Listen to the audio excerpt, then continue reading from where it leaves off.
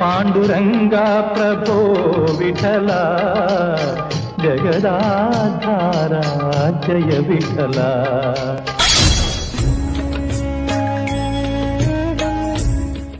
Hi hello ನಮಸ್ಕಾರ ವೀಕ್ಷಕರೇ ನಾವಿವತ್ತು ಸ್ನೇಹಿತರೊಂದಿಗೆ ಬೆಂಗಳೂರಿನ ಸಿಟಿ ರೈಲ್ವೆ ನಿಲ್ದಾಣದಿಂದ ಮಹಾರಾಷ್ಟ್ರದ ಸೊಲ್ಲಾಪುರ ಜಿಲ್ಲೆಯ ಪಂಢರಾಪುರದ ರುಕ್ಮಿಣಿ ಸತ್ಯಭಾಮ ಸಮೇತ ಪಾಂಡುರಂಗ ವಿಠಲ ದೇವಾಲಯದ ದರ್ಶನ ಮಾಡೋದಕ್ಕೆ ಹೋಗ್ತಾ ಇದ್ದೇವೆ.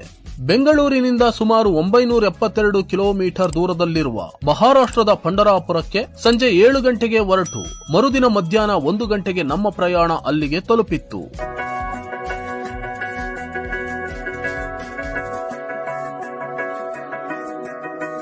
ನಾವು ಹೊರಟ ಟ್ರೈನ್ ಹೆಸರು ಗೋಲ್ ಗುಂಬಸ್ ಎಕ್ಸ್ಪ್ರೆಸ್. ಇದು ಮೈಸೂರಿನಿಂದ ಪಂಢರಾಪುರಕ್ಕೆ ಪ್ರಯಾಣ ಬೆಳೆಸುವ ಎಕ್ಸ್ಪ್ರೆಸ್ ಟ್ರೈನ್ ಆಗಿದೆ. ಮತ್ತೊಂದು ಟ್ರೈನ್ ಕೂಡ ಇದೆ, ಅದು Basava express. Bengaluru city railway station ನಿಂದ ಯಶವಂತಪುರ, ತುಮಕೂರು, ತಿಪಟೂರು, ಅರಸೀಕೆರೆ, ಬೀರೂರು, ಚಿಕ್ಕಜಾಜೂರು ಸೇರಿದಂತೆ 24 ಸ್ಥಳಗಳಲ್ಲಿ, ಇನ್ನು ಮೈಸೂರಿನಿಂದ ಲೆಕ್ಕ ಹಾಕಿಕೊಂಡ್ರೆ 32 ಸ್ಥಳಗಳಲ್ಲಿ ನಿಲುಗಡೆ ಹೊಂದುವ ಈ ಟ್ರೈನ್ ಬೆಂಗಳೂರಿನಿಂದ ನಾವು ತಲುಪಬೇಕಾದ ಸ್ಥಳಕ್ಕೆ ಸುಮಾರು 17 ರಿಂದ 18 ಗಂಟೆಗಳು ಬೇಕಾಗುತ್ತೆ. ನಾವು ಸಂಜೆ ಹೊರಟಿದ್ರಿಂದ ಹಲವಾರು ದೃಶ್ಯಗಳನ್ನ ನಿಮಗೆ ತೋರಿಸಲು ಸಾಧ್ಯವಾಗಿಲ್ಲ. ಆಲಮಟ್ಟಿ ಸೇರಿದಂತೆ ಇನ್ನಿತರ ಪ್ರದೇಶಗಳಿಂದ ಸೆರೆ ಹಿಡಿದ ಕೆಲವೊಂದು ದೃಶ್ಯಗಳನ್ನ ನಿಮ್ಮ ಮುಂದಿಟ್ಟಿದ್ದೇವೆ.